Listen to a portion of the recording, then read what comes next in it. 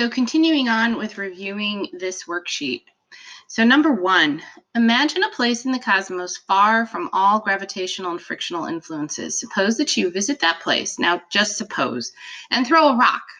The rock will A, gradually stop, or B, continue in motion in the same direction at a constant speed. The answer is B. That's the whole concept of inertia. Without any other forces acting on it, an object will continue to stay in motion. Number 2, a 2-kilogram object is moving horizontally with a speed of 4 meters per second. How much net force is required to keep the object moving at this speed and in this direction? Well, the answer is none.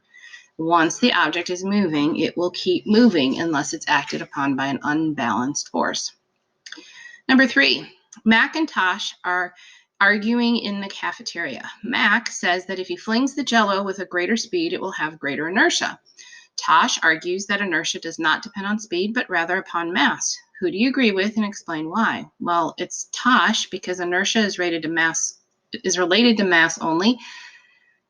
Mac's idea about speed has nothing to do with inertia and why the Jell-O keeps moving, or why it has greater inertia.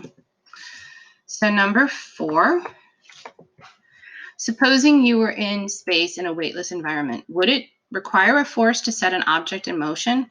Well, yes. Changing motion from rest to moving always requires an unbalanced force. It doesn't matter that the area is weightless. Number 5, Fred spends most Sunday afternoons at rest on the sofa watching pro football games and consuming large quantities of food. What effect, if any, does this practice have upon his inertia? Explain.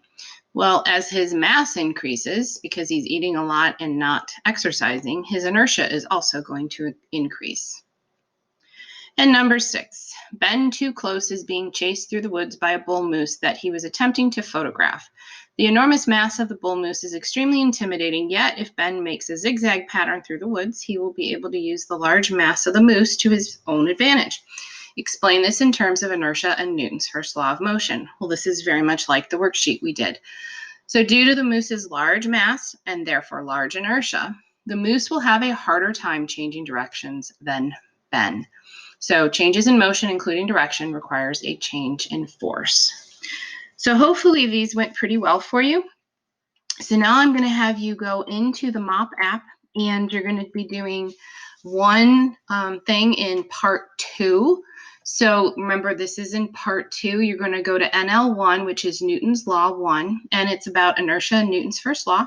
And be sure you record your code, your success code, on the code sheet. A couple of comments here on NL1, and I see one of these has to do with NL2, so I'm going to remove that.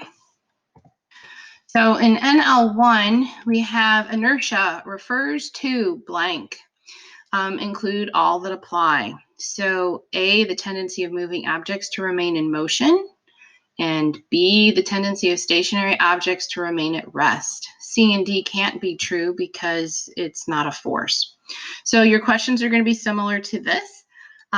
So good luck on that. And when you're done, we're going to go ahead and start the next topic. There is not going to be an assessment at the end of this. I feel once you have successfully completed this MOP app, NL1, that you're in pretty good shape. So if you do have questions or run into problems, don't spend hours working on it. Send me an email with a screenshot of the question that you're stuck on, and I will help you.